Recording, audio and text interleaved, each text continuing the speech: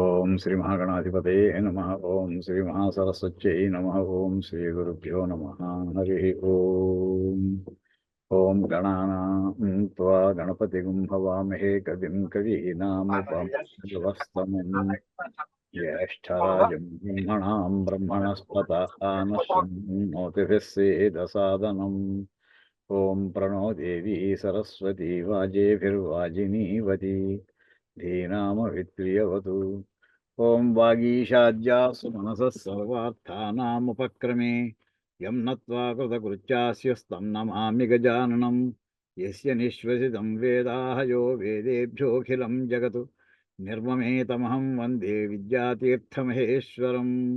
శాంతం పద్మాసనస్థం శశిధరమకుటం పంచవక్త్రం త్రినేత్రం శూలం వజ్రం చ ఖడ్గం పరశుమభేదం దక్షభాగే వహంతం నాగం పాశించ ఘంటాం ప్రళయహుతవహం సాంకుశం వామభాగే నానాలంకారయుక్తం స్ఫటికమణినిభం పార్వతీశం నమామి. ఓం అథాత్మానకం శివాత్మానకం శ్రీరుద్రరూపిణిమేవం ధ్యాయేత్.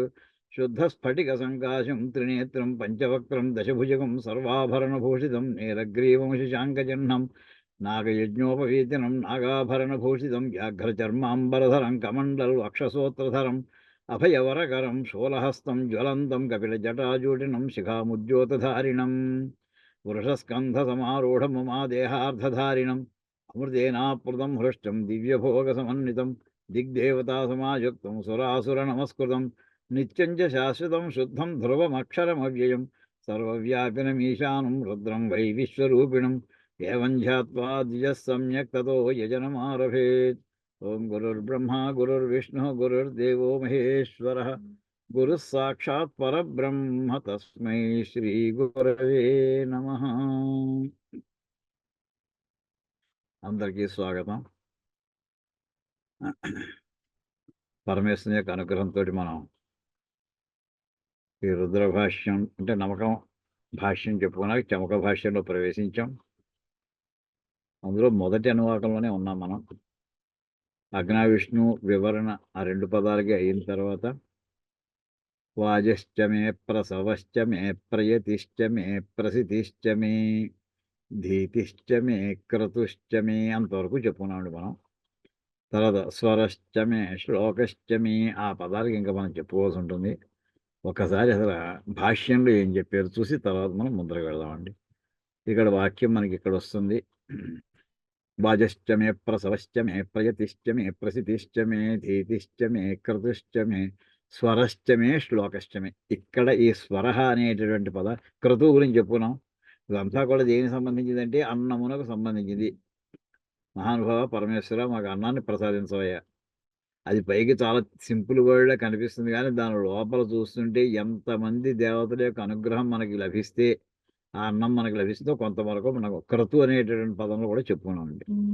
ఇప్పుడు ఆ యజ్ఞం చేయడానికి మంత్రాలు మాకు కూడా రావాలి కదయ్యా. అంచేత స్వరజ్ఞానం రావాలి అని చిన్న మాట స్వర అని 2 అక్షరాలు వాడేయండి. ఈ ద్రష్ట మంత్రద్రష్ట. కానీ దాని వెనకాల ఎంత లోతైన అర్థం ఉందో. స్వరం అంటే తెలియని వాళ్ళు ఎవరు లేరు, అందరికీ తెలుసు. కానీ ఆ స్వరం అనే మాటకి ఎంత లోతు వరకు భావన పెడుతుందో ఒక్కసారి మనం చూద్దామండి. దీని మీద మనకి ఎక్కడెక్కడ ఏమి ఇచ్చారో కొన్ని చూసాము. ఇవన్నీ కూడాను. స్వర అనే పదం ఇక్కడ ఉంది. స్వర మంత్రగత ఉదాత్తాది. ఇదండి స్వరము అంటే మంత్రంలో ఉండేటటువంటి ఉదాత్తము మొదలైనవి. ఇంతే రాశారు సాయన భాష్యంలో. అంటే అతి సూక్ష్మంగా తేల్చేశారు అక్కడికి. శ్లోక అనే మాటకి స్తుతి స్తోత్రము. ఇదండి ఇక్కడ. ఇప్పుడు దీంట్లో ఈ స్వరం అనే మాటలోకి మనం ప్రయత్నం చేద్దామండి వెళ్ళడానికి. దీనికి ప్రత్యేకించి విడిగా ఎక్కడెక్కడ ఎన్ని రకాల అర్థాలు ఉన్నాయో అది చూద్దామండి. ఈ స్వరం అనే మాటకి ప్రత్యేకించి ఇందాక ఇవి డౌన్లోడ్ చేసుకోవడంతో కాస్త మనకి టైం పడుతుంది. స్వరం అంటే మామూలుగా శబ్దము అని ఒక అర్థం ఉందండి. ఇది డిక్షనరీ మీనింగ్స్. స్వరం అంటే ఆ అక్షరాన్ని పైకి పలికేమా, కిందకి పలికేమా, మధ్యమంలో పలికేమా, ఇంకో రంగా పలికేమా అది కాదు అసలు. ఒక అర్థం ఏంటంటే సౌండ్, ఇంకోటి నాయిస్ అని అర్థం కూడా ఉంది స్వరం అనే మాటకి. అంటే ఎన్ని రకాల అర్థాలు ఉన్నాయో కొంతవరకు మనం ప్రయత్నం చేద్దామండి. ఇది ఒకటి సామాన్యమైనది. ఇంక రెండో మాట అసలు స్వరహ అనే మాట వేదంలో ఎక్కడైనా వచ్చిందా? వచ్చింది. తైత్తిరీయ ఉపనిషత్తులో అందులో మళ్ళీ 4 అంతర్భాగాలున్నాయి. శిక్షావల్లి, ఆనందవల్లి, భృగువల్లి, మహానారాయణ ఉపనిషత్తు.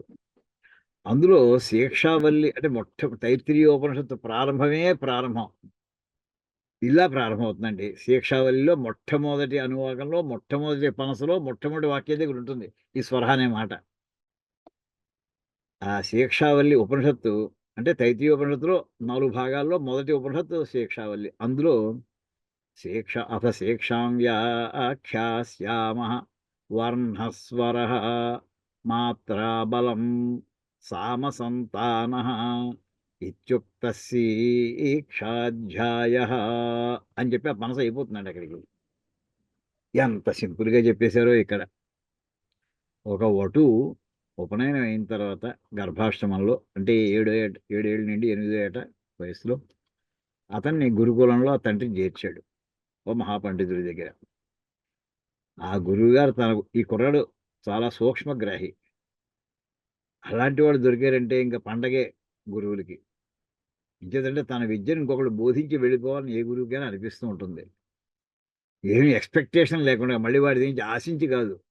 ఏ రకమైనటువంటి అపేక్ష లేకుండగా తన విద్యని తాను ఎలా సంపాదించుకున్నాడో తన గురువుల యొక్క అనుగ్రహంతోటి తాను పొందాడు. అంచేత ఋషి రుణం తీర్చుకోవడం అంటే ఏంటంటే తాను నేర్చుకున్న విద్య ఏదైతే ఉందో అది మళ్ళీ ఇంకో తరానికి అందించడం. తరంలో చాలామందొస్తే సంతోషం. కనీసం ఒక్కడికైనా సరే అందించాలనే ఉద్దేశంలో ఉన్నప్పుడు ఆ శిష్యుడు వినమ్రతతో కూడి ఉండి సూక్ష్మగ్రాహి అనుకోండి ఇంకంతకంటే ఇంకేం కావాలండి పండగ కాక గురువుకి.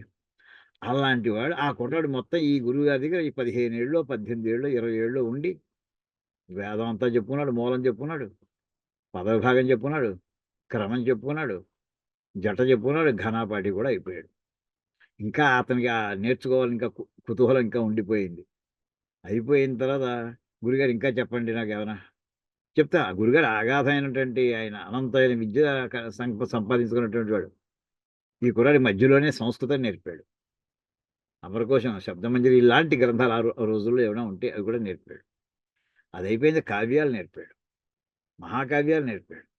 ఇవన్నీ అయిపోయిన తర్వాత అంటే సంస్కృతంతో చక్కటి పరిచయం వచ్చిన తర్వాత ఇప్పుడు మనకి వేదాంగాలను చేర్పడం ప్రారంభించాడు. వేదాంగాల అధ్యయనం కూడా అయిపోయింది. దర్శనాలు అది కూడా అధ్యయనం అయిపోయింది. ధర్మశాస్త్రం అది కూడా అధ్యయనం అయిపోయింది.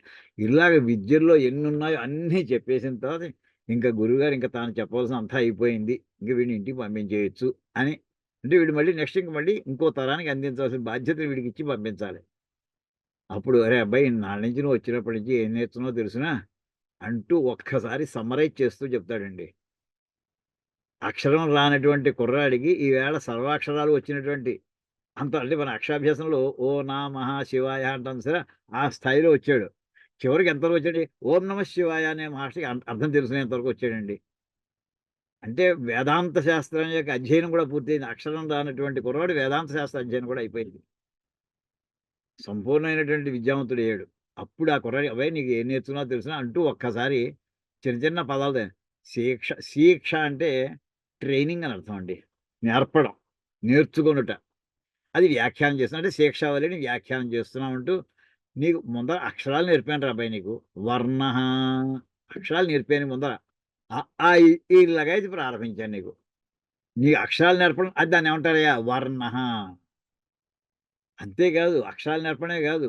అక్షరాల తర్వాత పదాలు నేర్పాను. పదాల తర్వాత వాక్యాలు నేర్పాను. అంతే కాదయ్యా! ఆ పదంలో ఉన్నటువంటి ఆ వాక్యంలో ఉన్న పదంలో ఉన్న అక్షరాన్ని ఎలా పలకాలో కూడా నేర్పాను నీకు. ఇక్కడ రెండో పదం ఏంటంటే అక్షరాల తర్వాత నెక్స్ట్ వెంటనే నేర్పింది స్వరం. ఈ స్వరం అనేటటువంటి ఇక్కడ ఇప్పుడు మన ఇవాళ స్వరస్యమే అంటే నా విద్యలో ఎక్కడెక్కడ ఈ స్వరానికి సంబంధించిన విషయం అంతా ఉందో అది నాకు అనుగ్రహించా పరమేశ్వర. అది నాకు అనుగ్రహించని ప్రార్థిస్తూ చెమకలో ఒక చిన్న మాట చెప్పేసాడండి. స్వరహ అన్నాడంతే. స్వరాలు నేర్పాడంటే ఏదో స్వరాలు నేర్పేట్ట అని కాదండి. దీంట్లోకి చూద్దామండి అసల. ఎంత దూరం వెడుతుందో. ఈ స్వరహ అనేటటువంటి అది రెండోది. మామూలుగా మాట్లాడేప్పుడు ఎవ్వరైనా సరే మాట్లాడేప్పుడు 6 అంశాలు ఉంటాయటండి మాటలో. 6 అంశాలు. ఒక వాక్యం పూర్తి చేసేప్పటికి అలా చెప్తే అప్పుడు సరిగ్గా అందించిన వాడు అవుతాడట. సరియైన అక్షరాలు సరిగ్గా పలకాలి. ఉచ్చారణ దోషాలు లేకుండా పలకాలి. మన పిల్లలకి పలకమంటే కాయే వస్తుంది వీళ్ళకి. ఇలా అంటే ఇవాళ ఒత్తులు పలకట్లేదు, ఒత్తులు పోయాయి అసలు. చాలా మంది ఒత్తులు తీసేస్తున్నారు చాలా చోట్ల ప్రింటింగ్‌లో కూడా. ఇంకా మన అడ్వర్టైజ్‌మెంట్ బోర్డ్స్ అయితే భయంకరంగా ఉంటాయి అవి. అనేక రకాలు. అది కాకుండా స్వరాలు నేర్పాడు. అంతే కాదుటండి. ఆ స్వరము, ఆ అక్షరము, ఆ స్వరముతో కూడినటువంటి ఆ అక్షరము ఎంతసేపు పలకాలి అది కూడా నేర్పాడండి. మాత్రా ఇది ఇది మాతృ శబ్దానికి తృతీయ విభక్తి కాదండి ఇది. మాత్ర అనేది కాలం. అంటే మనం తాళం వేసేప్పుడు సంగీతంలో తాళం అంటుంటారు. మాత్ర ఏకమాత్రా కాలం, ద్విమాత్రా కాలం, త్రిమాత్రా కాలం. అది యూనిట్.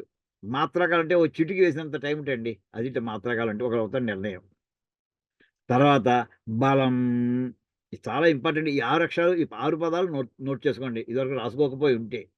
వర్ణః, స్వరః, మాత్ర అంటే ఎంత డ్యూరేషన్ ఒక్కొక్క అక్షరాన్ని ఇవన్నీ అక్షరం లెవెల్‌లోనండి ఇవి. బలం ఏ అక్షరం మీద స్ట్రెస్ ఇవ్వాలి, ఏ అక్షరం మీద స్ట్రెస్ ఇవ్వకూడదు. ఒక వాక్యం మాట్లాడుతుంటే చెప్పదలుచుకున్నటువంటి అంశాన్ని దృష్టిలో పెట్టుకొని ఎక్కడ బలం ఇవ్వాలి. అంటే మనం స్ట్రెస్ అంటూ ఉంటామండి. ఇంతే కాదు సామ కంటిన్యూటీ ఉండాలయ్యా ఒక అక్షరం కేశవ అని అంటున్నాం. కేశవాయ స్వాహ అన్నప్పుడు కే అన్నాక వాడు గ్యాప్ ఇచ్చి తర్వాత మిగతా పదాలు ఉచ్చరించకూడదండి. కేశవాయ అని ఒక పదం వెళ్ళిపోవాలి అక్కడ అంతే. మధ్యలో ఎంత కాలం ఉంటుందంటే అణుమాత్రక విరామ మనం చెప్పుకున్నాం ఇది. లక్షణం మీ నమశివాయ మంత్రానికి, ఓం నమో నారాయణాయ మంత్రానికి మనం లక్షణం చెప్పుకున్నామండి. ఇదివరకు ఒకసారి వినిపించాను. మధ్యలో అణుమాత్రిక విరామ ఒక అక్షరానికి అయిపోయి ఇంకో అక్షరం మధ్యలో గ్యాప్ ఉండాలి. ఎంతసేపే అటామిక్ సైజ్ అన్నాడు అంతే అక్కడ. Atomic time gap. అది ఆ కంటిన్యూటీ ఉండాలి. కొన్ని చోట్ల బ్రేక్ ఇవ్వవలసింది కొన్ని, బ్రేక్ ఇవ్వకూడదు కొన్ని. సంతాన సామ అంటే మ్యూజికల్‌గా ఉండడం. సంతానం అంటే కంటిన్యూటీ అండి. ఇది అర్థం అది. ఏది మాట్లాడుతున్నా ఎలా పలికితే అది మ్యూజికల్‌గా మెలోడియస్‌గా ఉంటుందో అలా పలకడాన్ని సామం అంటారు. అలా సంతానః అనే మాటకి సంతానం అంటే కంటిన్యూటీ అని అర్థం అండి. సంతానం అంటే మన పిల్లలు, ఆడపిల్లలు, మగపిల్లలు ఇది కాదండి అక్కడ. కంటిన్యూటీ అంటే ముందర పలికిన అక్షరానికి తర్వాత పలికిన పక్షం ఎంత దూరంలో ఉండాలి, ఎంత సేపట్లో పలికేయాలి వెంటనే. ఈ 6 విషయాలు నీకు నేర్పాను రాబోయే ముందర అని అంటే ఒక వాక్యం ఎలా నిర్మాణం అవుతుందో, ఒక గ్రంథం మహాగ్రంథం ఎలా దాని బేసిక్ కాన్స్టిట్యూయెంట్స్ ఇక్కడ చెప్పేశారండి.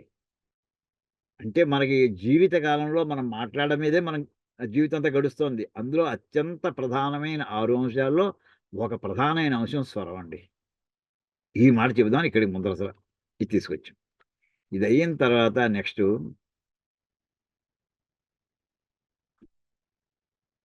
ఇంకా మనకి భాష్యంలో ఏముంది? స్వరం అనే మాట మీద ఇప్పుడు మనం ఫోకస్ చేస్తున్నామండి.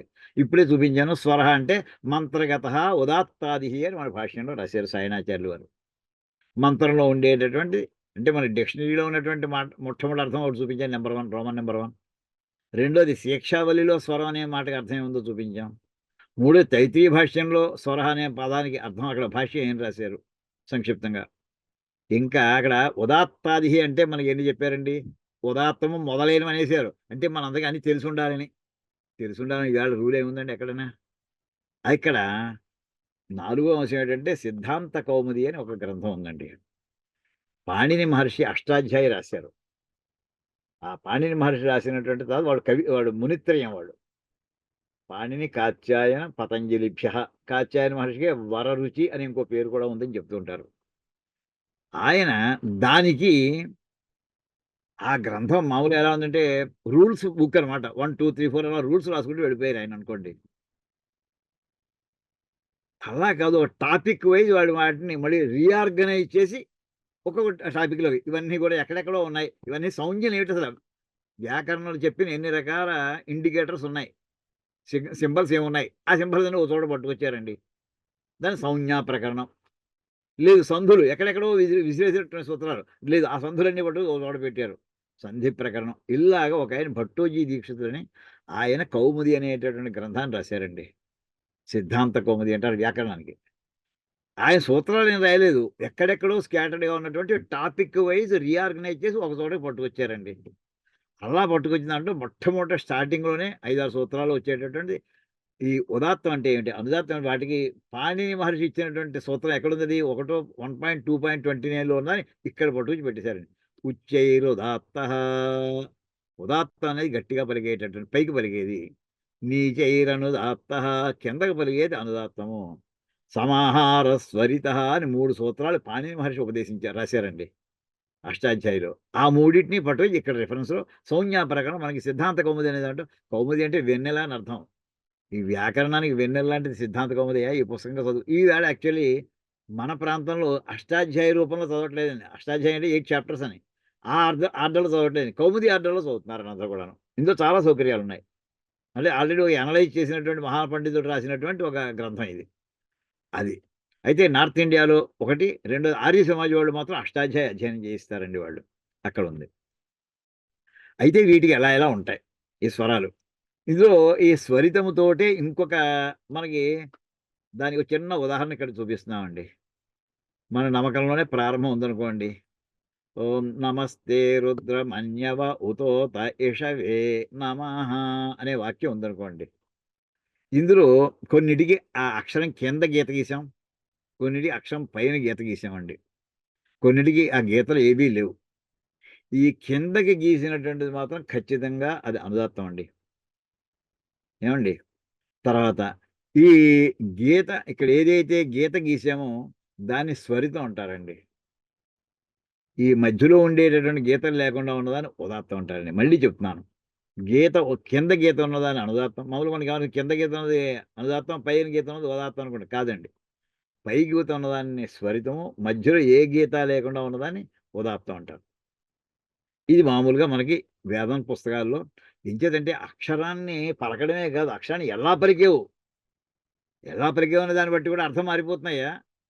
ఉదాహరణకి దానికే దీంట్లో మళ్ళీ ఇంకా అలంకార శాస్త్రం కూడా ప్రవేశిస్తుందండి. అక్షరాలతోటే, ఈ స్వరాలతోటే.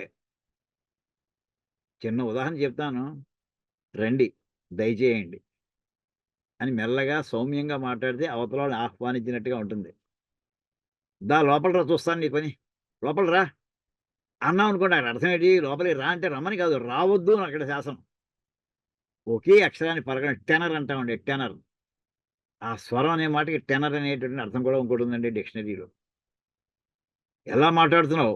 అంచేది ఇక్కడ పరమేశ్వరుని మనం ప్రార్థించేటువంటి వేద మంత్రాలతోటి ఎంత జాగ్రత్తగా మాట్లాడాలి. నమస్తే అనేప్పటికి నమస్తే నమః నీకు నమస్కారం అయ్యా అని అర్థం వస్తుంది. ఇంకో రకంగా స్వరాలు మార్చేసాం అర్థం మారిపోతుంది. నీకు నమస్కారం అంటే ఏమైందండి? ఎగతాళిగానో, లేతే హేళనగానో, లేతే లైట్‌గానో మాట్లాడినట్టు అయిపోయింది. ఆయన క్రోధానికి కారణం కూడా కావచ్చు సరిగ్గా మనం మాట్లాడకపోతే. ఇలాంటి వేదంలోనే ఒక ఉదాహరణ చెప్తారండి. స్వరాన్ని ఉచ్చరించడంలో తేడా వస్తే ఏమైందని. త్వష్ట ప్రజాపతి ఆ కథ తర్వాత ఇంకోసారి చెప్పుకుందామండి. చెప్తాను దీంతో వస్తుంది. ఇది ఒక రకం అండి. ఈ 3 ప్రధానమైనటువంటివి వేదంలో వచ్చేవాడివి. ఉచ్చైరుదాత్తః, నీచైరనుదాత్తః, సమాహార స్వరితః. అయితే ఈ స్వరితంలోనే ఇంకో కేటగరీ కూడా ఉందండి. దీర్ఘస్వరితం అని. అది ఉదాహరణ చూద్దామండి ఇక్కడ. ఇక్కడ చూడండి. ఈ దీర్ఘస్వరితం ఉదాహరణ ఒకసారి వస్తాయి. ఇప్పుడు చూడండి. ఓం గణానాం త్వా గణపతిగుం హవామహే అనేటటువంటి అక్షరాలున్నాయండి. ఇందులో ఏమేమి అక్షరాలను సూచిస్తున్నాయి. గాకి అణుదాత్తం ఉంది. అంటే కింద గీత ఉంది. అణాకి ఏ గీత లేదు. అది ఉదాత్తం. ఇది మిగతా అక్షరాలు ఇక్కడ గణపతిగం పైకి పలకాలండి. దాన్ని స్వరితం అంటారు. ఒక గీత ఉన్నటువంటిది. కానీ ఇక్కడ కంపము అంటారు. కొంచెం గణానాం అనేప్పటికి ఇది దీర్ఘస్వరితం సింబల్ అండి ఇది. అంటే దీంట్లోనే ఇంకో ఎక్స్‌ట్రా క్యారెక్టరిస్టిక్ అనమాట. మొత్తం ప్రధానంగా మాత్రం ఉదాత్తము, అనుదాత్తము, స్వరితము ఈ మూడిటితోటి ఇది ఇందాక మనకి సాయన భాషలో రాసినటువంటిదండి. మనకి సందర్భం వచ్చింది కదా! మిగతావి కూడా చూద్దామండి. అయితే ఇది కాకుండగా ఇంకా ఏమున్నాయి అసల? అక్కడ ఇందాక చూడండి. వర్ణస్వరః, మాత్రా, బలం. ఆ అక్షరాలని ఎంతసేపు పలుకుతున్నావు. ఇప్పుడు అక్షరాల్లో ఎన్ని రకాలుగా పలకచ్చు ఒక అక్షరాన్ని. అ, ఆ, ఈ, ఉ, ఊ అని చెప్పుకున్న అచ్చులు తీసామనుకోండి. ఎన్ని రకాలుగా పలకచ్చు. మీకు జ్ఞాపకం ఉంటే శంకరాభరణంలో ఆ దాసుకి శంకర శాస్త్రి క్లాస్ తీసుకుంటాడు చూసారా? ఏదో పాట బ్రోచే వారెవరు అని పాడుతుంటే ఇలా తీసుకుంటాడు. అక్షరాలను ఎలా పలకచ్చు.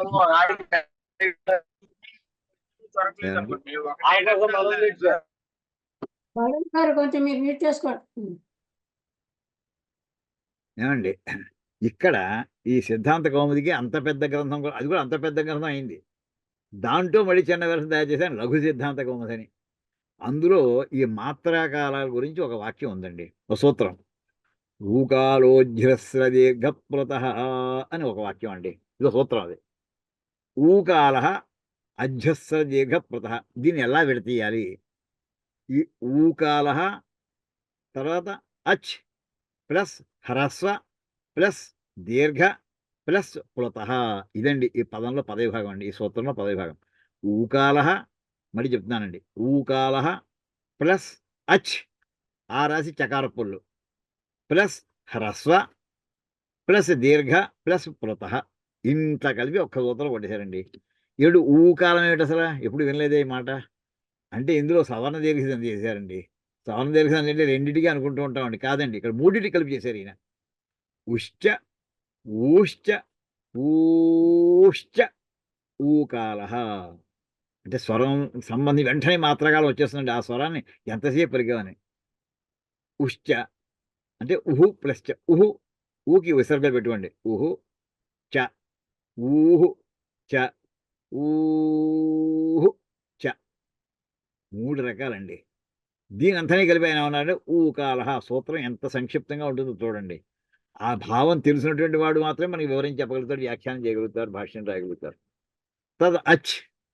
అచ్చులు ఎన్ని రకాలుగా వస్తాయంటే హ్రస్వము, దీర్ఘము, ప్లుతము అని ఇక్కడ 3 రకాలు ఇచ్చారండి. ఇది సామాన్యంగా అన్ని చోట్ల ఇవే నడుస్తుంటాయి. మాత్రాకాలాలనమాట. ఇందాక చెప్పిన మాత్రాబలంలో మాత్రాకాలం అంటే హ్రస్వ మాత్రాకాలం, దీర్ఘ మాత్రాకాలం, ప్లుతము. హ్రస్వం అంటే ఏమిటి? అది యూనిట్‌గా పెట్టుకోండి. ఇందాక ఒక చిటిక వేసినంత సేపు టైం అని అన్నారు దాన్ని. అది టైం అది. మాత్రాకాలం అంటే టైం అనుమానం అక్కర్లేదు అది. అయితే దీర్ఘం అంటే దానికి 2 యూనిట్స్ ఆఫ్ టైమ్ దీర్ఘం అండి. ఊ అనే దానికి పక్కన నంబర్ వేసాం. 3 అని వేసామండి. అంటే 3 యూనిట్స్ ఆఫ్ టైమ్ లాగాలండి పులతం. ఇలాంటి పల్లెటూళ్ళలో మామూలుగా ఈ పులతం పల్లెటూళ్ళలో చూస్తూ ఉంటామండి. ఇంట్లో కోపం వచ్చినప్పుడు కూడా గట్టిగా అప్పుడప్పుడు వస్తుంటాయండి. పల్లెటూళ్ళలో అయితే మనిషి దూరంగా ఉన్నాడనుకోండి, పెద్దగా ఇలాంటి భేషజాలు మనసులో ఏదో అనుకుంటే పక్క వాళ్ళు ఏమనుకుంటారో ఏమి ఉండవు అక్కడ. హాయిగా పిలుస్తారు. ఒక చెరువు ఉందనుకోండి, చెరువు గట్టు యువతల ఒకాయన ఉన్నాడు. చెరువు గట్టు అవతల ఒక వ్యక్తి, ఈయనకి కావాల్సిన వ్యక్తి వెళ్ళిపోతున్నాడు ఈయన్ని చూడకుండగా. దూరమే. ఓ రామయోహి అని ఒక్క కేకేసాడండి ఇక్కడి నుంచి. రా అని ఇందులో 3 అక్షరాలున్నది. రా అనే అక్షరం ఎంతసేపు పట్టింది. అనే అక్షరం రామయోహి అని దేనికి లాగాడంటే ఎక్కువ దీర్ఘం 3 అక్షరానికి పెట్టాడు. మొదటి అక్షరము అది రా, అది దీర్ఘాక్షరం అండి అది. మ అది హ్రస్వాక్షరం అండి. యోహ్ అది 3 అక్షరాలు 3 యూనిట్స్ టైం పడితే దాన్ని ఏమంటారంటే పులతము. మామూలుగా పులతం అనే మాటకి సంస్కృతంలో అర్థం ఏంటంటే గంతు అని అర్థం అండి. కప్పగంతులు అంటుంటారు. లేదా కోతి గంతులేసింది. అది ఆ పదం అది పులతం అనే మాట. కానీ ఇక్కడ వ్యాకరణంలో 3 మాత్రాకాలాల ఇది అందరికి మీ అందరికీ తెలిసే ఉంటుందని తెలియదని చెప్పట్లేదండి.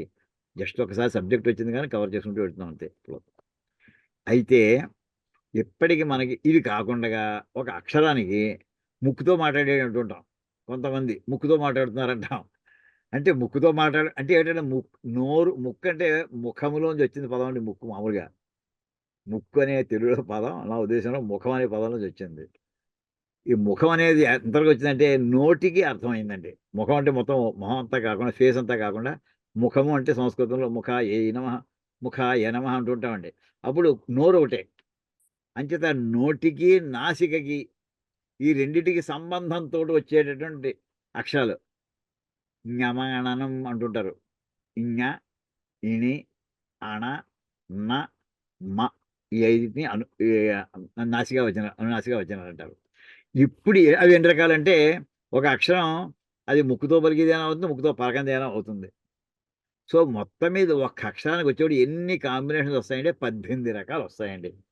ఎంచేతంటే అక్షరం ఉండగా దానికి అది ఎంతసేపు పలుకుతున్నావు. అది హ్రస్వాక్షరమా, దీర్ఘాక్షరమా, ప్లుతాక్షరమా అది 3. దాని మీద స్వరాలు 3 అప్లై చేయొచ్చు. హ్రస్వం మీద ఇందాక చెప్పినటువంటి ఉదాత్తం వేయొచ్చు, అనుదాత్తం వేయొచ్చు. అదే ఇంకా స్వరితం చేయొచ్చు. సో, స్వరాలు 3 రకాలు ఒక అక్షరానికి. అదే అక్షరానికి మళ్ళీ మాత్రాకాలాలు 3 రకాలున్నాయి.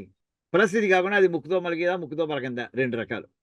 సో, 3 3 9 2 18 రకాలుగా పలకచ్చండి ఒక్క అక్షరాన్ని. ఈ 18లో వాడు ఏ రకంగా పలికాడు అనే దాన్ని బట్టి అర్థం తీసుకోవాలటండి. 40 ఇంత జ్ఞానం మనం ఎవడో అప్లై చేయట్లేదు అసల. ఎంత సూక్ష్మంగా వాడు వెళ్ళారు చూడండి. హనుమంతుడు మాట్లాడుతుంటే శ్రీరామచంద్రుడితోటి ఋషిముఖ పర్వతం మీద సుగ్రీవుడి దగ్గర తీసుకెళ్ళే ముందు అప్పుడు అతను మాట్లాడిన దాంట్లో ఇవంతా పెర్ఫెక్ట్‌గా అతను ఫాలో అవుతూ మాట్లాడేటండి హనుమంతుడు. ఇందులో కూడా మనకి అన్ని అచ్చుల్లో మనకి ఉన్న అక్షరాలు అన్నీ కూడా 18 రకాలు ఉంటాయా? ఉండవండి. వేటికి ఉంటాయట? అ, ఈ, ఉ, అరు ఈ మూడిటికి ఈ నాలుగిటికి మాత్రం 18 రకాలు వస్తాయటండి. అరు దానికి 12 రకాలే వస్తాయండి. ఏ దీనికి హ్రస్వం లేదండి. ఐ, ఓ దీనికి హ్రస్వం లేదు. అంటే తెలుగులో ఉన్నాయి. సంస్కృతంలో లేవండి. ఏలు తెలుగులో పెట్టామండి. ఓలు తెలుగులో ఉన్నాయండి. కానీ సంస్కృతంలో లేవు. ఏ, ఓ, ఐ కూడా అంతే. ఔ అంతే. ఇవి కూడా 12 రకాలు వస్తాయి. మొత్తం ఇలా నిర్ణయం అయిందండి. వీటన్నిటిలోనూ కూడా ప్రధానమైనది ఏంటంటే అక్షర జ్ఞానానికి, స్వరం ప్రధానమైందండి. ఇది అవుతూ ఉండగా నెక్స్టు మన వేదగణితం మర్చిపోలేమండి. ఎక్కడికెళ్ళినా అది మనకు వస్తూనే ఉంటుంది. వేదగణితంలో మళ్ళీ అంటే వేదగణితానికి స్వరాలకి సంబంధం ఏమిటి అనుకుంటేనండి, అందులో భూత సంఖ్యా విధానం అని ఒకటుంది. అంటే నంబర్‌లని ఎక్స్‌ప్రెస్ చేసేటటువంటి పద్ధతి. చాలా సార్లు ఆ క్లాస్‌లో చెప్పుకున్నాం అనుకోండి. మనకి 2 రకాల అంటే ఆల్జీబ్రా మనకి 3 రకాల ఆల్జీబ్రాలు ఇచ్చారండి మన పెద్దవాళ్ళు. 3 రకాలు. ఒకటి భూత సంఖ్యా విధానాన్ని అనుసరించి వచ్చేటటువంటి ఆల్జీబ్రా ఒక రకం. రెండోది కటపయాది విధానాన్ని అనుసరిస్తూ వచ్చేటటువంటి ఆల్జీబ్రా రెండో రకం. మూడోది ఇవాళ మనం స్కూళ్ళలో మనకు నేర్పినటువంటిది A+B² చెప్తున్నారో అది మూడో రకం అండి. అది కూడా మనదే ఇక్కడిదే.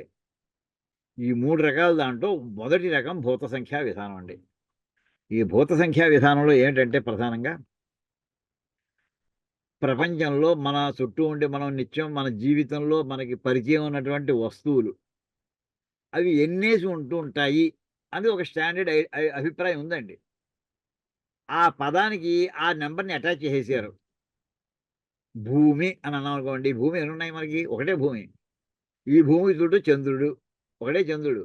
అంటే చంద్ర అంటే 1 అంతే తీసేసుకో అంతే. అది ఫిక్స్ చేసేసారండి.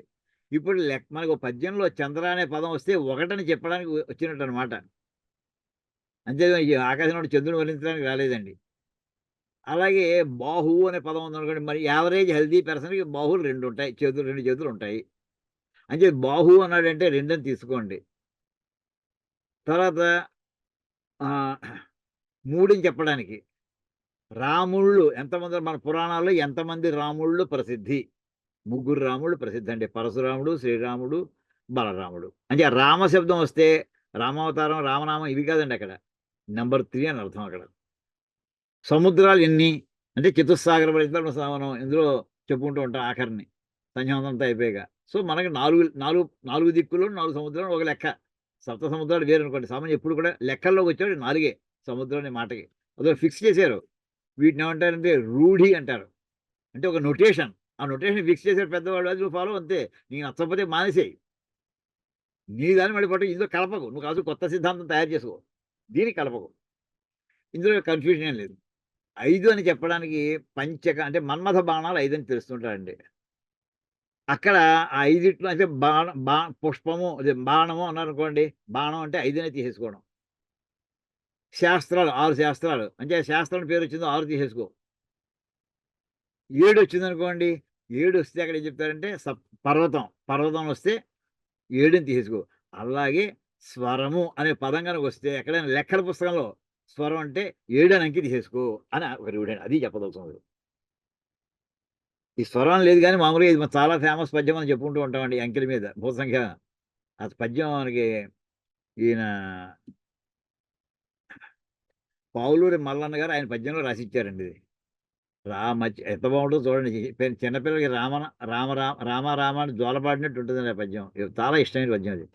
రామచంద్రులు రామబాహులు రాములు రంగుగా రామవార్ధులు రామ సాయక రామ తర్కములుంతగన్ రామభూధర రామ సామజ రామ పద్మజరాసులున్ ధామ వైఖరి ముప్పదేడిట దండి బాలిడి చెప్పుమా. ఏదో రామానామని జోలపాట పాడినట్టు ఉందని అనుకుంటాం కానీ ఇది లెక్కల పద్యం అండి. రామచంద్రుడు 1ని 3 సార్లు వేసుకో. చంద్రాలు అంటే 1 అన్నాం కదండి. రామ అంటే 3 అని చెప్పుకున్నాం. అంటే రామచంద్రులు బహువచనం వాడాడండి. అంటే చంద్ర అంటే 1ని 3 సార్లు వేసుకో అంటే 111 అయిందండి. దాన్నే రామబాహులు బాహు అంటే 2 అని చెప్పుకున్నాం. 3 సార్లు వేసుకోండి విడిగా 222. ఇలా వేసిన అంకెల్ని ఆఖరి చరణంలోనే లెక్క చెప్తాడండి. ఈ నెంబర్‌ని 37తో భాగిస్తే ఎంత వస్తుందో ఆన్సర్ చెప్పబోయ్. దండి బాలి 37 దండి బాలిడి పాళ్ళు వేసి, పాళ్ళు వేయడం అంటే భాగించమని అర్థం అండి. అలా చెప్పేటటువంటి ఆ భూత సంఖ్యా విధానంలో స్వరము అంటే 7 అనేటటువంటి ఒక సంఖ్య ఫిక్స్ అయ్యి ఉందండి. అది ఒకటి. తర్వాత ఇందాక చెప్పుకున్నాం స్వరం అనే మాటకి ఇంగ్లీష్‌లో ఓవెల్స్ అని అర్థం అండి. హల్లులకి కాన్సనెంట్స్ అంటారు. స్వరం అంటే ఇందాక ఉదాత్త, అనుదాత్తాలే కాదు. అచ్చులకి ఇంకో మారు పేరు ఏంటంటే స్వరం అని పేరుందండి. ఇన్ని రకాల అర్థాలొచ్చాక ఇప్పుడు దీని మీద ఇంకా విడిగా అమరకోశంలో ఇంకా సంగీత శాస్త్రంలో ప్రవేశించాడండి ఆయన. అక్కడ ఆయన చెప్పిందండి స్వరం అనే మాటకే ఇంకా మనం ఎక్కడ ఇంకా దూరం వెళ్ళలేదండి. ఇంకా అక్కడే ఉన్నాం మనం. ఎన్ని రకాల స్వరాలున్నాయో అమరకోశంలో నిక్షిప్తం చేసి పెట్టాడండి. నిషాదర్షభ గాంధార షడ్జ మధ్యమ దైవతం కాదండి దైవతాః పంచమశ్చేత్య మీ సప్త తంత్రీ కంఠోత్థితాస్వరాః. అంటే వీడికి పదవిహంగా నిషాదము, వృషభము, వృషభం కాదండి. శంకరాభరణంలో అక్కడ పట్టుకుని కేకలేస్తాడు అతను. గురు అంటాడు వాడు. వకారానికి అరుకారం ఇస్తాడు. ఈ స్వరాలు తెలియ బయటకు పొమ్మంటాడు చూసారా ఆ కష్టం అది. వృషభము, గాంధారము, షడ్జమము, మధ్యమము, దైవతము, పంచమము. ఇది అమీ సప్త ఈ 7టిని తంత్రి అంటే తీగలో అంటే వీణాదిలో గాని, కంఠంలోంచి గాని ఉత్థిత 7 కూడా అందులోంచి వచ్చేటట్టు వీటికి స్వరాలని పేరండి. అయితే ఈ స్వరాల గురించి మా ఇంట వంట అయితే సంగీతం మా అమ్మ పాడుకునేదనుకోండి. కానీ చాలామందికి ఈవేళ అందరూ సంగీత శాస్త్రజ్ఞులే. ఇంకా మా తరంలో కూడా కొంతమంది సంగీతం లోపలికి ప్రవేశించిన వాళ్ళు ఇంకా చాలామంది ఉండి ఉంటారండి. వచ్చినవాళ్ళు కొంతమంది విని ఆనందించేవాళ్ళు అందులో తేడాలేం తెలియవు మాకు. ఏమండి ఆనందిస్తాం. అంతవరకు ఉంది. రసజ్ఞత అయితే అందులో ఉంది. అయితే దీని మీద ఒక ఆవిడ సంగీతంలో విశేషమైన కృషి చేశారు ఒకావిడ. పార్వతి గారని, ఆకెళ్ళ పార్వతి గారు. ఆవిడ చేత ఒక 2 నిమిషాలు వీటి గురించి మాట్లాడమ్మా అని ఇవాళ రిక్వెస్ట్ చేస్తే ఆవిడ ఆడియో ఫైల్ పంపించారండి. అది ఇంకా డౌన్‌లోడ్ అవ్వలేదు. అది అవుతుందేమో చూస్తాను. అదైతే అది విందాం ఆవిడ మాటలు. లేకపోతే మళ్ళీ ఇంకోసారి పెట్టుకుంటాం మనం. ట్రై చేద్దాం. ఒక 2 నిమిషాలు టైం ఇవ్వండి నాకు.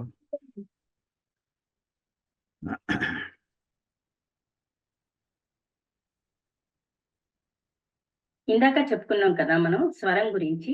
ఈ స్వరంలో ఉండే అయితే ఇది కాదండి. మనకి ఇది కాదు. ఇంకా ఇందులో ఇంకోటి ఉంది. అది వస్తుందేమో చూద్దాం. ఇక్కడ.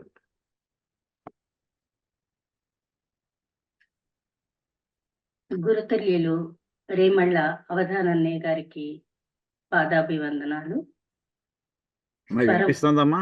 స్వరం అనేది సంగీతంలో అన్నమాట. సంగీతం అనేది మనకి చాలా రకాలుగా ఉంటుంది. అంటే పాడేదే సంగీతం. ఒక స్వర సముదాయంతో పాడేదే మనకి సంగీతం అన్నమాట. ఈ సంగీతము కర్ణాటక సంగీతం, పాశ్చాత్య సంగీతం, అలాగే హిందుస్థానీ సంగీతం, ఇంకా రకరకాలుగా వస్తున్నాయి ఇప్పుడు.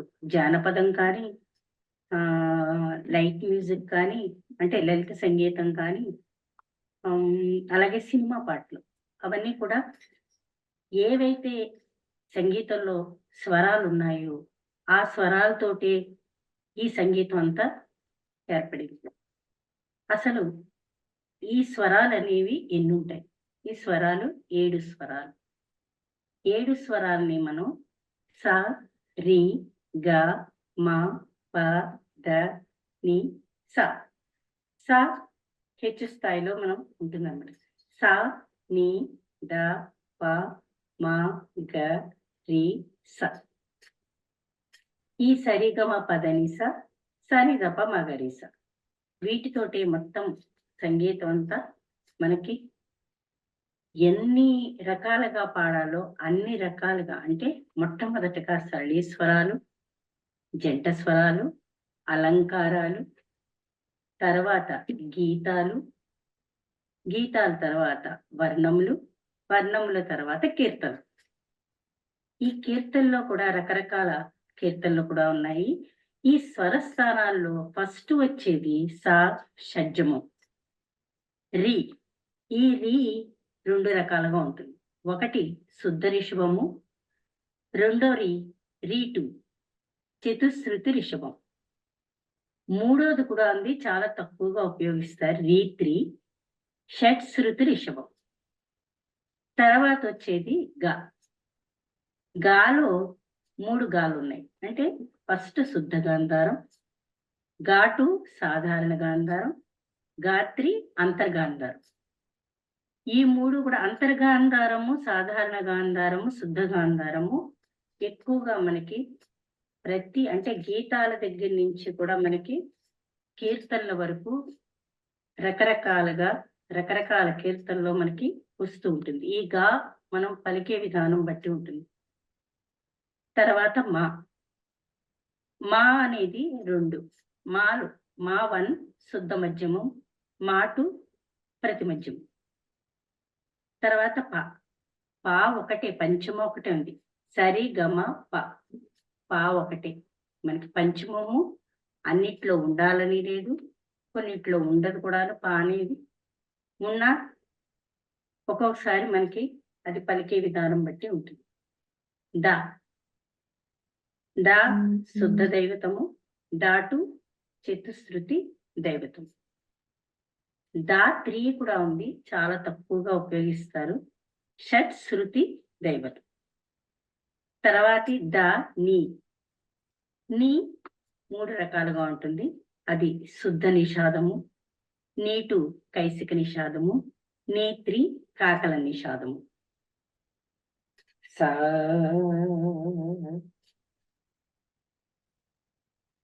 సరి గమ పద ని సా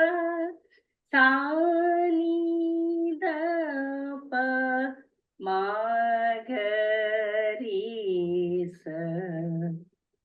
సరళీ స్వరాలు, జంట స్వరాలు, అలంకారాల్లో వచ్చేది ఓన్లీ స్వరాలే మనకి. కానీ తర్వాత గీతాల నుంచి వచ్చేది స్వరము, సాహిత్యము 2 కూడా ఉంటాయన్నమాట.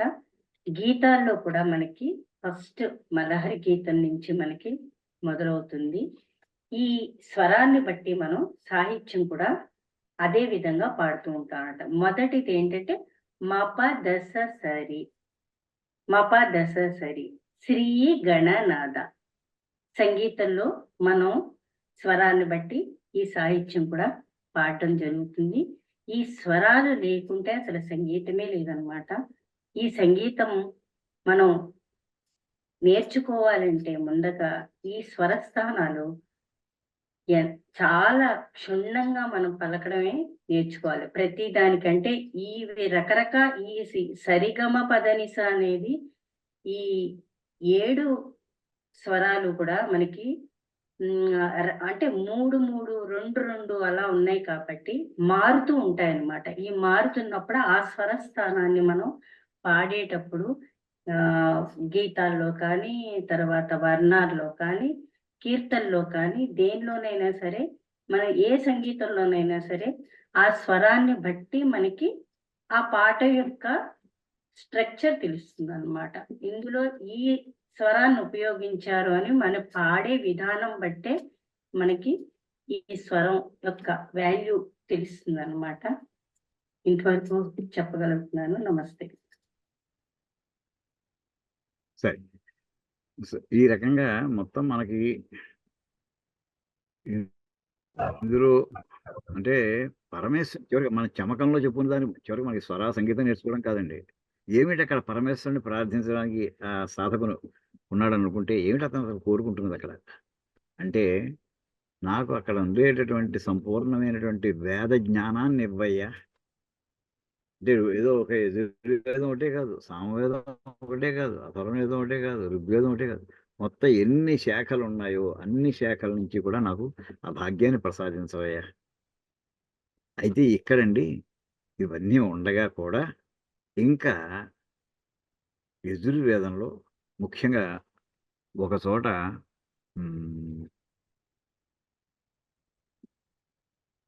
ఒకటి ఏమిటంటే మామూలుగా ఇందాక చెప్పినట్లు 3 మాత్రాకాలాలు అందరికీ తెలుసున్నాయి పులతంతో సహా.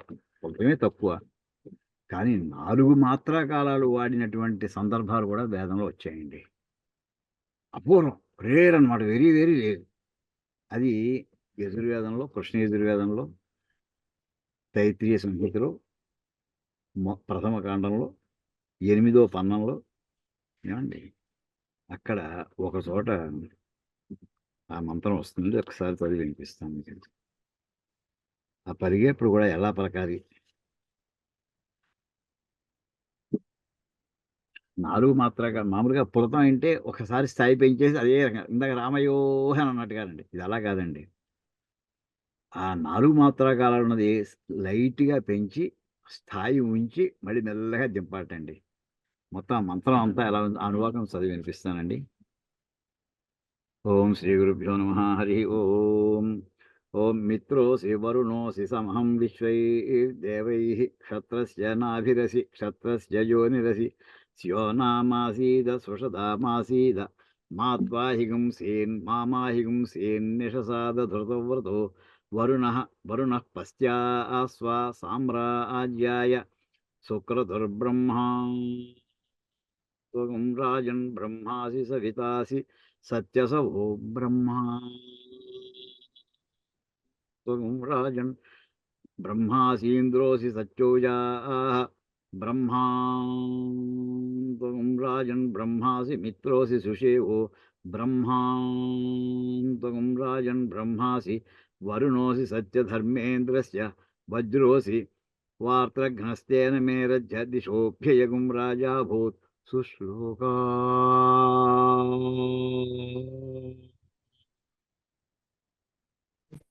సుమంగళా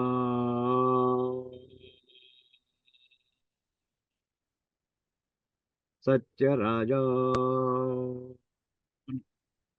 అపాంనప్త్రే స్వాహోర్జోనప్త్రే స్వాహాగ్నయే గృహపతే స్వాహ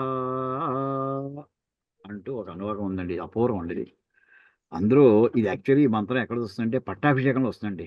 మిత్రోసి మామూలుగా మనకి మహాన్యాసంలో కూడా పట్టాభిషేక మంత్రాలు చదువుతాం. మిత్రోసి వరుణోసి సమం విశ్వ దేవై ఎక్కడెక్కడ వాక్యం అంటే పదశాస్త్రంగా చెప్తా ఉంటాడు అక్కడ పదవాక్యాల కింద. ఇక్కడ అలాగే ఈ సంహిత భాగం ఉండదు. అంతే కలిపి నడుస్తూ ఉంటుంది. ఇక్కడ ఒక్కచోట నేను 4 మాత్రాకాలాలు మనకి గమనించడం జరిగిందండి. ఇది ఎక్కడ నాకు అవసరం వచ్చిందంటే, ఇప్పుడు ఇంగ్లీష్‌లో మనకి అంటే కంప్యూటర్ కోర్స్‌లోకి వచ్చేప్పటికండి యూనికోడ్ అని ఒకటి వచ్చింది ఆ మధ్య. ఓ 15 ఏళ్ళు, 20 ఏళ్ల క్రితం. మొట్టమొదట బీసీడీ కోడ్ అని ఉండేది. ప్రతి అక్షరానికి కోడ్ ఏమి ఇవ్వాలి కంప్యూటర్స్‌లో. మా మూర్తి గారికి అందరికీ తెలుసు. కంప్యూటర్ వాళ్ళందరికీ తెలుస్తుందండి BCD code. Binary code, decimal. దాని తర్వాత ఎక్స్టెండెడ్ బీసీడీ కోడ్ అనేవారు ఈబీసీడీ. దాని తర్వాత హెక్సాడెసిమల్ కోడ్. ఇవన్నీ అయిన తర్వాత ఇంకా తెలుగుకి ఒకటి వస్తోంది, ఇంగ్లీష్ ఇంకోటి వస్తోంది. యూనివర్సల్ కోడ్ అనేది ఒకటి తయారు చేశారు. దాన్ని యూనికోడ్ అన్నారు. ఆ యూనికోడ్‌ని అందులో సంస్కృతానికి సంబంధించిన సింబల్స్ అన్నీ కూడా కలిపి అంటే మొత్తం ప్రపంచంలో ఎన్ని అక్షరాలు ఉన్నాయో అన్నిటికి కలిపి రిపిటీషన్ లేకుండా కోడింగ్ ఇచ్చుకుంటూ వెళ్ళిపోవాలండి. అంటే 64 పెట్టామనుకోండి, 64 తెలుగుకే సరిపోవు. ఇంకా అయితే ఈ తెలుగులో పెట్టి మళ్ళీ తమిళం కూడా పెట్టాలనుకోండి, ఆ 2 కలిసి ఒక చోట కూర్చోవు. ఈ తెలుగు వాడుతున్నావా, ఇంగ్లీష్ తమిళం వాడుతున్నావా? తమిళం 2 పెడితే కన్నడానికి మళ్ళీ ఇంకొకటి ఇలా కాదు, మొత్తం అన్ని భాషలు ప్రపంచంలో ఎన్ని భాషలు తెలుసునో అన్ని భాషలకి అన్ని అక్షరాలు కలిపి పెద్ద లిస్ట్ చేసి అన్నిటి కలిపి ఇచ్చేద్దాం. కొన్ని వేల అక్షరాలు తయారవుతాయి మొత్తం అంతా సెట్‌కి. ఆ సెట్‌లో అప్పుడు వాళ్ళేం చేశారంటే అండి, ఈ అక్షరాలకే కాకుండా ఇంకా ఎక్స్‌ట్రా కొన్నిటికి ఏమైనా మనం కోడింగ్ ఇవ్వాలా? అప్పుడు నన్నడిగితే అప్పుడు ఇది చెప్పానండి. 4 మాత్రాకాలాలు ఉండేటటువంటి దాన్ని కూడా ఒక కోడ్ పెట్టండి. Very very rare. But even then అది యూనిక్‌గా ఉండాలంటే తప్పదంతే. లేకపోతే మళ్ళీ దానికి డబుల్ పెట్టుకొని దాన్ని ఇంకో రకంగా మేనేజ్ చేసుకోవాల్సొస్తుంది. అంటూ ఆ రకంగా ఈ స్వరం గురించినటువంటి విషయం మీద మనం ఈవేళ కొంతవరకు మనం చెప్పుకున్నామండి. అయితే ఇంకా స్వరం గురించినటువంటి దాంట్లోనే ఇంకో ప్రధానమైన అంశం ఏంటంటేనండి, దేనికోసం ఇతను అడుగుతుంది ఇందాక చెప్పినట్టుగా ఈ స్వరం అనే విషయంలోకి వచ్చేప్పటికి ఒక మహర్షి త్వష్ట ప్రజాపతి, ఆయన కొడుకు ఆయన త్వష్ట ప్రజాపతి అంటే ఆయన బ్రహ్మగారి మానసపుత్రుడు. ఏమండి ఆయన కొడుకు త్రిశిరస్కుడు అని ఒకాయన ఉండేవాడు. ఆయన కొడుకు పేరు 3 తలకాయలు ఉండేవిట ఒకతనికి ఆయన కొడుక్కి. అలాగే ఇప్పుడు 2 తలకాయలు ఉన్నటువంటి వాడు పిల్లలు ఇప్పటికి కూడా ఇంకా జీవించిన వాళ్ళు మనం చూస్తున్నామండి. వాణి అని ఎవరినో చెబుతుంటారు వాడు. అలాగా. అతను అంటే అతనికి రాక్షసుడు మేనమామ అతనికి. కానీ మా తండ్రి యొక్క ప్రజాపతి గనక అతని దగ్గర సంపూర్ణమైన వేదాధ్యయనం, తర్వాత యజ్ఞాలు చేయించడం, యాగాలు చేయించడం ఇవన్నీ సంపూర్ణ తరువుగా నేర్చుకున్నటువంటి మహాపండితుడు కూడా ఉండగా, ఇంతట్లో దేవతలకి మనకి బృహస్పతి బ్రహ్మగారు. ఈ బృహస్పతి మామూలుగా ఎప్పుడూ బృహస్పతిని గౌరవిస్తూనే ఉంటాడు ఇంద్రుడు, దేవేంద్రుడు. ఒకసారి సభలోకి అంటే దేవేంద్రుడు కూర్చునుండగా బృహస్పతి తర్వాత వచ్చాడు. ఆయన లేచి నుంచోలేదు. అది గురువు ఎడల చేసినటువంటి అపచారంగా భావించాడు బృహస్పతి. ఆయన అరగబోని అక్కడి నుంచి వెళ్ళిపోయాడు ఆయన. కనిపించకుండా వెళ్ళిపోయాడు. వెళ్ళిపోయాడు. ఇంద్రుడు వాడికి పొరపాటు చేశామని తెలుసు. ఆయన కోసం వెతికాడు, దొరకలేదు.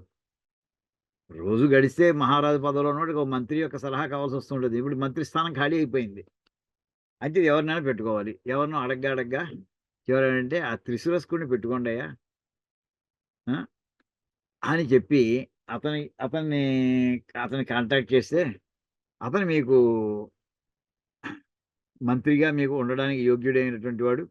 మీకు సలహాలు చెప్తాడు. వేదాలకు సంబంధించి ఏదైనా సమస్య వస్తే అతను మీకు అన్ని రకాలుగా కూడా ఉపయోగిస్తాడు అని ఆ రకంగా అతని పేరు సజెస్ట్ చేశారండి. సజెస్ట్ చేస్తే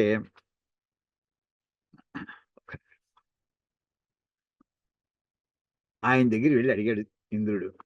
అయ్యా నాకు మీరు ఇందులో మా మంత్రి పదవిని తీసుకొని అంటే మా ప్రధానమైనటువంటిది ఆచార్య పదవిని తీసుకొని నన్ను కాస్త మీరు అనుగ్రహించండి అని. అంటే నాకేం అభ్యంతరం లేదే. మరి మీ బృహస్పతి గారు ఉన్నారు కదా! అంటే ఆయన లేరండి, వెళ్ళిపోయాడు ఆయన. అంచేత మళ్ళీ మాకు ఆ స్థానంలో ఎవరెవరు ఉండాలి. నిత్యం రాజ్యం నడవాలి కదా! అని అంటే సరే ఒప్పుకున్నాడు ఈయన. ఓసారి ఎప్పుడో ఆయనకి ఏదో యజ్ఞం చేయించమన్నాడు. ఆ యజ్ఞం చేయించడానికి ఈయన సరే అని ఒప్పుకున్నాడు ఈయన. యజ్ఞం చేస్తుంటే ఇంద్రుడు ఏం చేశాడంటే వేస్తున్నటువంటి హవిర్భాగాలని ఈయన మంత్రం పైకి చదువుతూ లోపల అదేం చేస్తున్నాడంటే ఆయన వాళ్ళ రాక్షసుడికి ఇవ్వడం ప్రారంభించాడు ఆయన. రాక్షసుడికి ఇస్తున్నాడు ఆయన. ఆ రాక్షసుడికి ఇస్తుంటే బలం వాళ్ళకి పెడుతోంది. చేయించుకుంటుందేమో ఇంద్రుడు వాడు చేసుకున్నారు. దేవతలకి రాక్షసుల యుద్ధంలో రాక్షసులే నెగ్గారు మళ్ళీను. ఏమిటి ఎక్కడ పొరపాటయింది? ఈయన మంత్రోచ్చారణలో ఎక్కడ దోషం లేదే! అంటే అప్పుడు చెప్పారు. ఏంటంటే ఈయన నువ్వు ఇస్తున్నటువంటి ఆవిర్భాగాన్ని పైకి నీ పేరు చెబుతున్నట్టున్నా గానీ లోపల మాత్రం ఆయన ఆంతరంగికంగా మా రాక్షసుడికి ఇస్తున్నాడయ్యా ఇది అన్నాడు. ఎవరో చెప్పారు. సో, ఈ ఇన్ఫర్మేషన్ తెలిసేప్పటికి ఇంద్రుడు కాస్త వెంటనే ఏం చేశాడంటే కోపంతోటి ఈయన శిరస్సును ఖండించేశాడండి. ఖండించేయడం అంటే బ్రహ్మహత్యాపాతకం అంటుకుంది అతనికి. ఆ బ్రహ్మహత్యాపాతకం ఇతన్ని చుట్టముట్టినప్పుడు ఆ సమయంలో త్వష్ట ప్రజాపతి ఏం చేశాడు, నా కొడుకుని చంపేస్తావా నువ్వు? నిన్ను చంపివాడిని నేను పుట్టిస్తాను అని బయలుదేరాడండి. త్వష్ట ప్రజాపతి కోపం వచ్చి నిన్ను చంపివాడిని నేను తయారు చేస్తాను అని చెప్పి ఆయన ఒక యజ్ఞం ప్రారంభించాడండి. త్వష్ట హతపుత్రః అని మంత్రం ప్రారంభమవుతుందండి. త్వష్ట ప్రజాపతి కొడుకు పోయినటువంటి వాడై అప్పుడు యాగం ప్రారంభించాడు. అందులో ఏమిటంటే ఇంద్రుడిని వధించేటటువంటి పుత్రుడు నాకు కావాలి. ఇంద్ర శత్రువు వర్ధస్వ, ఇంద్రునికి శత్రువు అయినటువంటి వాడు వృద్ధి పొందుగాక. అంటే శత్రువు అంటే ఇంద్రుడిని వధించగలిగినటువంటి వాడు వృద్ధిలోకి రావాలని ఆయన ఉద్దేశంతో ఏ అక్షరానికి ఎలా స్వరం ఉందో ఆ స్వరాన్ని చదువుకున్నాడు. అది వేదమంత్రమే. ఆ యజ్ఞం ఆయన ప్రారంభించి చేస్తూ ఉండగా ఈ మంత్రం చెప్పొచ్చేప్పటికి పొరపాటుని యామరపాటుగా ఒక అక్షరానికి చెప్పవలసిన స్వరాన్ని ఇంకో అక్షరానికి చెప్పాడండి ఆయన. స్వరితాన్ని. అర్థం మారిపోయిందండి. ఇందాక మొదటి ఆయన అనుకున్నది ఆయన ప్రయోజనం ఏంటంటే ఇంద్రుడిని ఓడించి చంపేటటువంటి వాడు తనకి పుత్రుడిగా పుట్టాలి అని ఆ మంత్రానికి అర్థం వస్తుందండి. షష్ఠీ విభక్తి చెప్తే. ఇప్పుడేమైందంటే అది బహువ్రీహి సమాసం అయిపోయి ఇంద్రుడి చేత ఓడించబడి చంపబడేటటువంటి పుత్రుడు నాకు జనించుగాక అని అర్థం వచ్చిందండి. అక్షరాలవే. ఇంద్రశత్రుర్వర్ధస్వ. ఈ స్వరాలు ఒకదానికి ఉండవలసిన అక్షరాలు ఉంటే షష్ఠీ విభక్తి అవుతుంది. ఇంకో రకంగా పలికితే బహువ్రీహి అవుతుందండి. దాంతో ఏమైందంటే అప్పుడు వృత్రాసురుడు పుట్టాడు. ఈయన కోరిక ఏమిటి? ఇంద్రుడిని చంపేవాడు కావాలని. కానీ అర్థం ఏమైందంటే చివరికి ఇంద్రుడి చేత చంపబడేవాడు కొడుకు పుట్టాడు. అయితే ఇతను విష్ణు భక్తుడు ఇతను. ఇదంతా భాగవతం మనకు వస్తుందండి. ఎందుకు చెప్తున్నానంటే స్వరతోపరాధాలు స్వరతః అపరాధాలు స్వరం ఉచ్చారణలో అపరాధం వలన ఇంద్రుని చేతిలో మరణించేటటువంటి పుత్రుడిని పొందగలిగాడు. సామాన్యుడా చదివినవాడు త్వష్ట ప్రజాపతి. నవ ప్రజాపతిలో ఒక ఆయన. అంటే వచ్చి ఉండడమే కాదు, ఉచ్చారణ సమయం వచ్చినప్పటికి సరి అయిన ఉచ్చారణ పలకాలి అక్కడ. ఆ టైంలో అక్కడ పలకాలి. తర్వాత ఎన్నిసార్లు పడుకుంటే ఉపయోగం ఏంటి? ఎగ్జామినేషన్ అప్పుడు రాయాలి.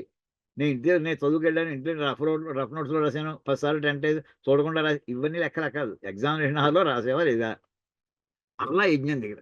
అంచేత ఈ స్వరం విషయంలో వచ్చేటప్పుడు చాలా జాగ్రత్తగా పలకాలని మనకి వేదంలో మనకి ఎప్పుడు చెప్పినా అందరూ ఇదే ఉదాహరణ చెప్తుంటారండి. స్వరతోపరాధాత్. స్వరంలో ఉచ్చారణలో వచ్చిన అపరాధం వల్ల అతను ఇంద్రశత్రువులు అర్థం మారిపోయి త్వష్ట ప్రజాపతి ఎలా నష్టపడ్డాడు.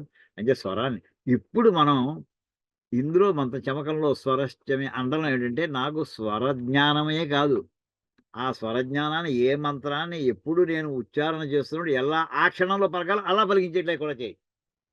నాకు వచ్చి ఉండడం కాదు. వచ్చిందని అప్లికేషన్ టైమ్‌కి వచ్చినప్పుడు సరిగ్గా ఉచ్చారణ వచ్చేట్లా నా నోట్లోంచి అనుగ్రహించవయ్యా నువ్వు అని ఒకటి. రెండోది ఈ స్వరం అనేది మన సంగీతాన్ని తీసుకుంటే ఎంతమంది మహానుభావులు పరమేశ్వరుని యొక్క అనుగ్రహాన్ని పొందారండి. ఈ సంగీతాన్ని ఆధారంగా చేసుకొని ఎంతమంది నారదాది మహర్షులు. వారి అనుగ్రహాన్ని పొందినటువంటి త్యాగరాజాదులు. వాడేంటి స్వరార్ణవం దాని పేరే అసల. అది సముద్రం అది. అటువంటి ఇందులో ఒక్క 2 అక్షరాలను వాడడం వల్ల స్వరం అనేటటువంటి 2 అక్షరాలను వాడడం వల్ల ఏమి మనం ప్రార్థిస్తున్నామంటే, అయ్యా నాకు వేద విజ్ఞానాన్ని అనుగ్రహించు. అంటే సమస్త వేద శాఖల్ని నాకు కంఠోపాఠం అయ్యేట్లా చేయమని ఒకటి, కంఠస్థం చేసి కూర్చోవడం కాదు. వాటి అర్థాలతో సహా, భాష్యాలతో సహా నా జ్ఞానాన్ని నాకు అందించవయ్యా. వేద జ్ఞానాన్ని, వేదాల్లో ఉండే విజ్ఞానాన్ని కూడా. ఇందాక భూత సంఖ్యా విధానం చెప్పుకున్నాం కదండీ! అలాంటివి కూడా. ఇంతే కాదు లేదు ఏ మార్గం కాదో స్వరంలో తీసాడు నాకు సంగీతంలో తీసాడు. బాలమురళీకృష్ణని ఎందుకు చెప్పుకుంటారండి ఈవేళ కూడా. ఆయన ఆరో ఏట, ఐదో ఏటో ఎప్పుడో ప్రారంభించాడు కచేరీ. అది జన్మాంతరాలు చేసినటువంటి సాధనకి ఇక్కడ ఇప్పుడు ఫలం ప్రారంభమైంది ఆయనకి. రాజోల్లో వాళ్ళ మేనమామ గారు ఇంట్లో ఉండేవాడండి. ఉద్యోగం చేసినప్పుడు. 70లో మంగళపల్లి వారు. ఏవండీ ఇలాగా అతనికి దక్షిణాదిని మెడ్రాస్‌లో అతను మ్యూజిక్ అకాడమీ డైరెక్టర్ అవ్వడం సాధ్యమండి అక్కడ? ఎంతమంది ఉన్నారు? ఎన్ని వేల మంది ఉన్నారండి. ఇంటింటా సంగీతం చేసేటటువంటి రాష్ట్రం తమిళనాడు ఒకటే. అక్కడ వాళ్ళని కాదని చెప్పి ఇతను డైరెక్టర్‌గా ఉండడం. ఎంత కఠోరమైనటువంటి పరిశ్రమ చేసుండాలి అతను. అతను ఒక రోజునంట ఒక చోట ఒక గాత్రం పాట పాడుతుంటే అతనికి తెలియకుండానే అతని నోట్లో ఇంకో రకమైన స్వరం వచ్చిందిటండి. ఆ విషయం చెప్పడం కోసమే. ఇది అతను కూడా విన్నాడు. ఎవరు పాడుతున్నాడో ఆ బాలమురళీకృష్ణ తాను పాడినటువంటి గీతాన్ని ఆ కీర్తన తాను కూడా విన్నట్ట. అరే! ఇది కొత్త రకంగా ఉంది. అంటే అమ్మవారి అనుగ్రహం కూడా అక్కడ సాక్షాత్కారం అయిందండి అతనికి. ఇలాగ ఈ స్వర జ్ఞానాన్ని ఆధారంగా పెట్టుకొని జీవితాలని ధన్యం చేసుకొని మోక్షస్థానం పొందడానికి నాకు మోక్షానికి ఇదొక మార్గంగానే తీసుకుంటానయ్యా. నన్ను అనుగ్రహించవయ్యా అని చెప్పడానికి ఈవేళ ఆ ఒక్క స్వరం అనేటటువంటి పదం మీద ఈవేళ మనం ఇంతసేపు మాట్లాడుకున్నామండి. మిగతా అన్నీ కూడా మనం తర్వాత మళ్ళీ మాట్లాడుకుందాం. శ్లోకః అనే పదాన్ని మళ్ళీ తర్వాత విడిగా చెప్పుకుందామండి. ఒక్క స్వరహ ఈవేళ మొత్తం అయింది. అంతవరకు. ఓం కాయేన వాచా మనసేంద్రియైర్వా బుద్ధ్యాత్మనా వా ప్రకృతే స్వభావాత్ కరోమి యద్యత్ సకలం పరస్మై నారాయణయేతి సమర్పయామి. హరి ఓం తత్సత్. బ్రహ్మార్పణమస్తు. శ్రీ సీతారామార్పణమస్తు. ఓం శాంతి.